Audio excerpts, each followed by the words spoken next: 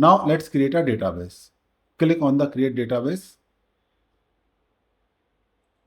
As you can see, creating a database, it is very simple. We need to name our database. We need to select a dialect, create table and insert the record.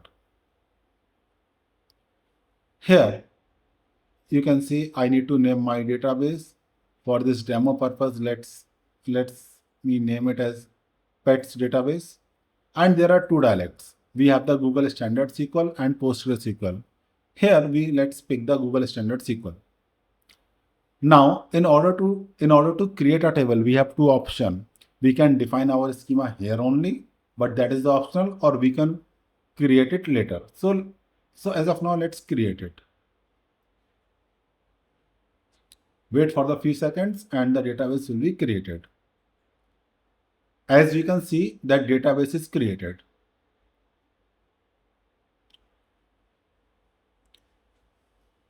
Let's see the database.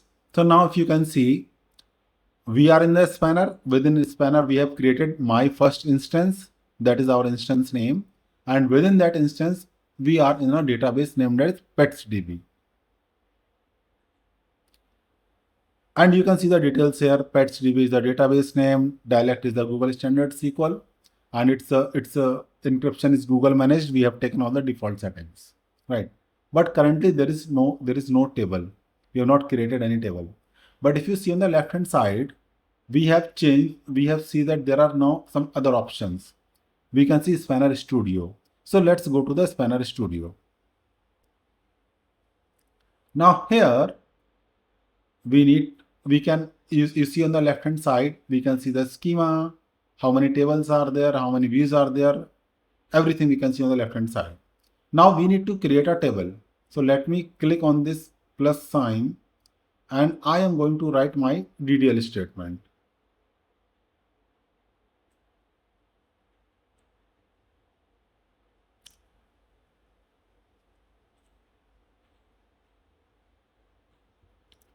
Here we are creating two tables. One is the owner.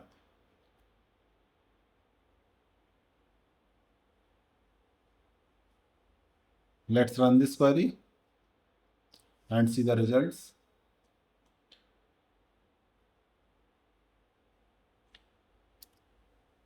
As you can see, update is completed.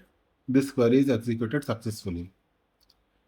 And now let's create another table, pets. We can use the same editor or we can create a new tab. We can also create these tables in a single query. So let's wait for the pets table to be created. Let's wait for this table to be created. As you can see, this table is also created. If you see on the left hand side, now it shows that there are two tables. Let's see. One is the pets and second is the owner, which we just created. Now the next option is to insert the data into this table. Again, we are going to create a new tab or we can use the same editor. I am creating one record into the owner table.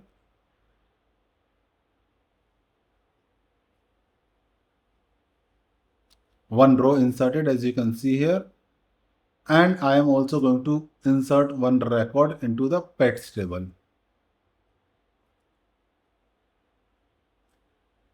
I am using the same editor this time.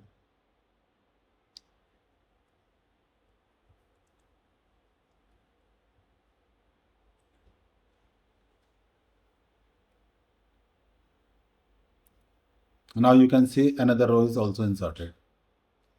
Now we have two options. One, we can execute a select query here and we can see the results. Let's see. In the same editor, I am replacing it and doing the select star from the owners, and we will see that what record we have inserted. So you can see owner ID and owner name. This is what we have inserted earlier.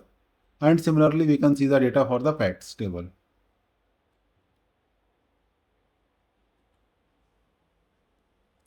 So you can see pet ID, owner ID, pet type, pet name and breed. One thing you would have noticed that pet ID and owner ID, these are the primary keys, but I have not put it as a counters or timestamp. I have put it as some random strings. So as we discussed earlier, that for the primary key, either we can use the UUID, that is universal unique identifier, or we can use the randomized strings. Now let's go back to the database. In the overview part, we can leave this query. And as you can see here, that there are two tables. One is owner, one is pet. Let's go to the owner table. So as you can see here, these are the columns, type, data type, and the other details. We can see the equivalent DDL. This is what we have used earlier to create the tables.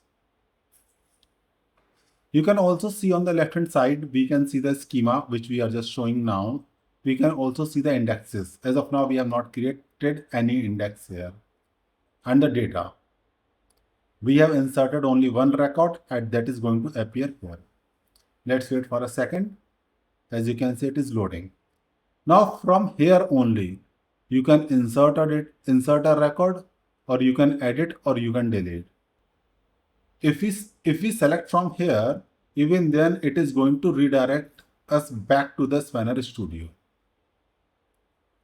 And we can do all those queries. That's wrap up today's session. Drop your thoughts or comments in the comment box. I would love to hear from you guys. Thank you for your attention. Stay tuned for more such tutorials and hands-on.